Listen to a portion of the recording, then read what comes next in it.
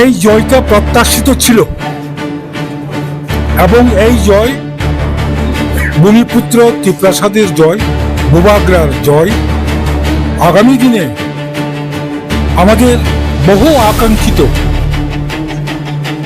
সাংবিধানিক সমাধানের লক্ষ্যে কিছু কিছু বেসিক দাবি দেওয়া পূরণের লক্ষ্যে বুবাগ্রাকে আমরা উপহার দিয়েছি, বুবাগ্রাকে শক্তিশালী করেছি এবং আজকের ফলাফলের পর রাজ্যের সমস্ত অংশের মানুষ আগামী দিনে ভূমিপুত্র জনজাতিদের তাদের যে ন্যায্য অধিকার প্রদানের ক্ষেত্রে অত্যন্ত সহানুভূতিশীল হবে।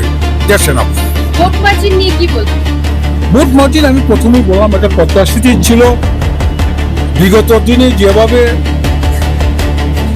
শরিকি দল, বড় শরিকি দল যেভাবে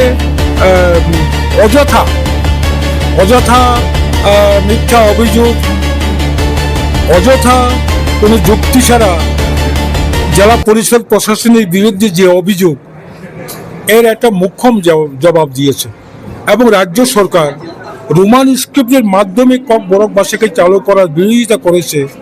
রাজ্য সরকার মুখ্যমন্ত্রীর উপস্থিতিতে মাননীয় দেশের স্বরাষ্ট্রমন্ত্রী অমিত শাহর উপস্থিতিতে এবং আমাদের লোকসভা সদস্য মাননীয় বিপ্লব দেবের উপস্থিতিতে সামান্য কিছু সাংবিধানিক অধিকার দেওয়ার জন্য যে চুক্তিপত্র করেছিল, এই চুক্তিপত্র ইচ্ছাকৃতভাবে বিলম্বিত করার জন্য আজকে এডিসি এলাকার জনজাতি, মুসলিম, বাঙালি, হিন্দুস্তানি সকল অংশের মানুষ এর জবাব দিয়েছে।